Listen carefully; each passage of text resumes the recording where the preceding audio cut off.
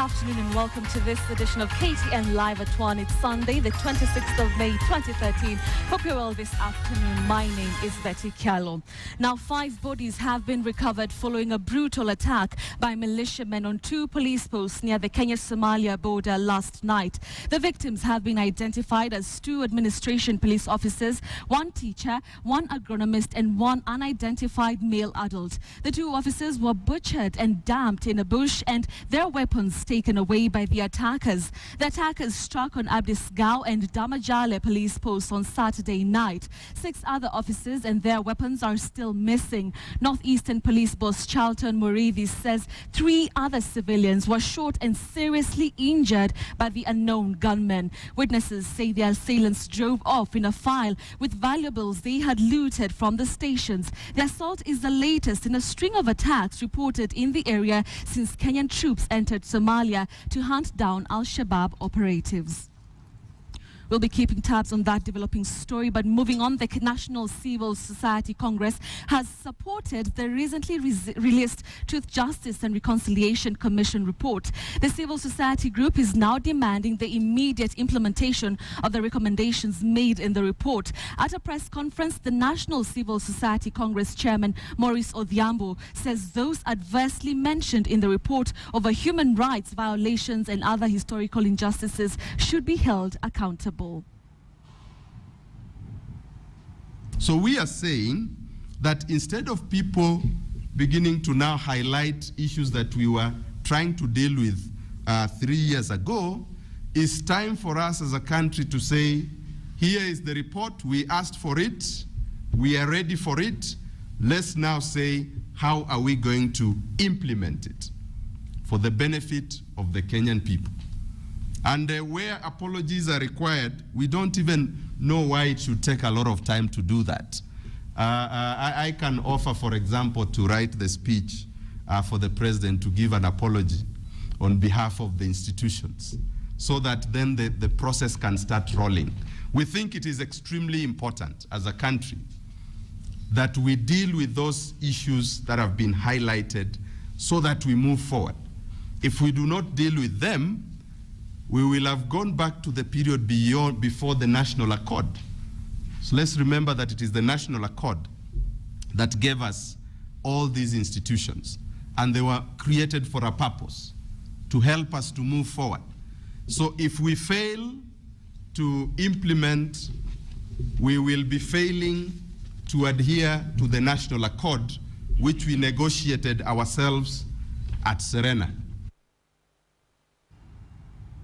Now, the African Union heads of state and governments have begun a closed-door session that sources say could adopt a decision to have the entire African continent bring pressure on the United Nations Security Council to have the ICC cases against President Uhuru Kenyatta and Deputy President William Ruto dropped.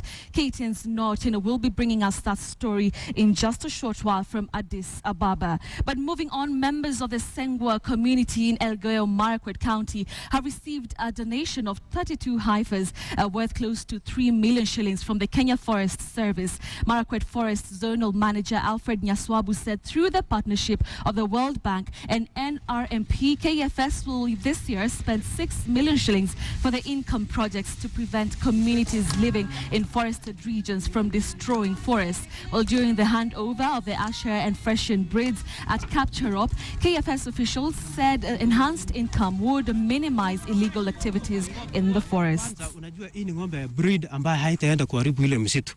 Ukiangalia ile ng'ombe sasa inaingia msitu ni ile ng'ombe ya kienyeji. Na hii ni ng'ombe ambayo tunaangalia kiwango yake ni ya juu kidogo, haitaweza kumudu kwenda msitu, lazima uilishe pale nyumbani, utafutie nepia.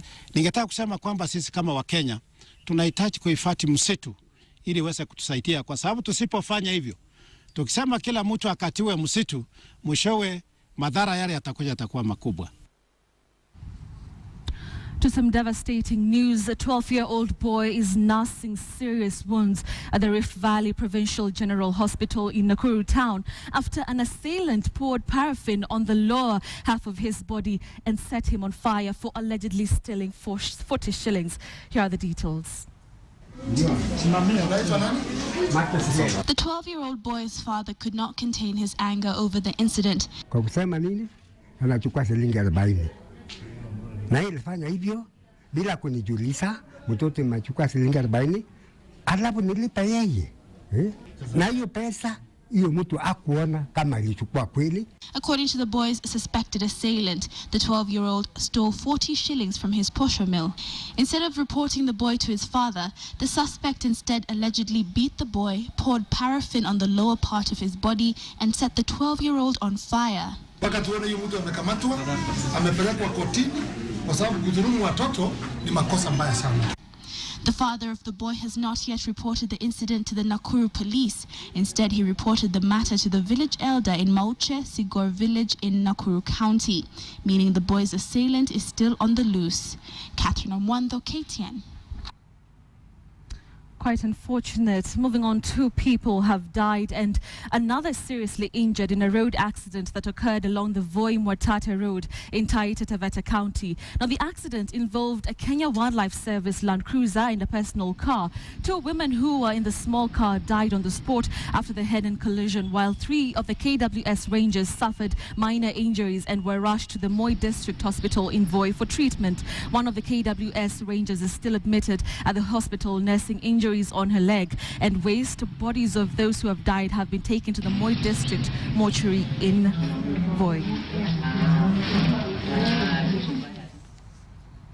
Now, following an upsurge in maternal deaths at childbirth, the Medical Practitioners and Dentists Board is clamping down on medical personnel involved in such cases with a view to restoring public confidence in health institutions. Now, the board sat yesterday to deliver their verdict on such cases that saw one doctor deregistered and another hospital ordered to compensate a widower who lost his wife at the hands of medical personnel. KTN's Winnie Kamau talked to James Maina Mwangi on the heartache of losing a loved one in the hands of professionals. Meet 50-year-old widower James Maina Mwangi, a widower as a result of an alleged medical blunder, and even though the doctor involved would not strike off the register, he awaits compensation by a Thika Level 5 hospital. He has made orders that James Maina, who is my client, has to be compensated within the next 90 days. But the tragedy he went through 5 years ago is still fresh in his memory and makes him livid. 2008, 27th December, Josephine Wanjogu slept on the corridors of Thika Level 5 Hospital and went into labor, later giving birth to a bouncing baby boy, Peter Shege Maina. But Josephine never saw the fruits of her labor as she went into a coma after undergoing a cesarean section by a medical intern. She was later transferred to Kenyatta National Hospital, where she was admitted in the intensive care unit without her family's knowledge. James tells of how he shuttled from Thika Level 5 Hospital, checking on his newborn son, and to Kenyatta visiting his unconscious wife. Kuona bibi yangu, tena nikimuona, nateremuka naingia gari tena, naenda tauni. Kuchukua gari tena, naenda Thika. After 2 months of agony and anguish, she passed on after contracting sepsis attributed to bed sores and alleged lack of essential care by the hospital. Nikawauliza, kwani muko na nia gani? Mumeweka bibi yangu mahali iko baridi sana huko labor ward, tena mmemleta kwa karumu ingine kiko na baridi. Kwa nini msimuweke kwa hawa wengine watu? He filed a case before the Doctors and Medical Practitioners and Dentists Boards, accusing the CEO of Kenyatta National Hospital, Richard Lerasian, and head of gynecology at Thika Level 5 Hospital, Dr. Jonah Mwangi, of negligence and murder. But after the hearing, the accused received warnings, even though the board faulted Thika Level 5, asked the hospital to compensate Mwangi and also institute investigations into the hospital's operations. I think this is one of the very rare cases in this country where a patient or a patient representative has been able to get justice, because it has been very difficult to fault either doctors or victims. Mwangi is now left to take care of his daughter, who is currently in Form 3 boarding school, and his 5-year-old son living with his auntie. Winnie Kamau reporting for KTN. Court Secretary General Francis Atwoli has extended a word of caution to those who will be handling the findings of the Truth, Justice and Reconciliation Commission. The Court Secretary General, who was attending a funeral in Oyuge town, also hinted at a possible solution to the tough wars that have erupted between different leaders and constitutional organs after the March 4th general elections. Well, our Nyanza region reporter Fredo Mulo joins us with that story. The Garrulous Unionist took to the podium to vent on the controversial report that appears to have rattled Kenya's elite, and characteristically, he held a measured tone. Hii kitu ya TJRC, if not handled well, inaweza kuturudisha nyuma miaka mingi.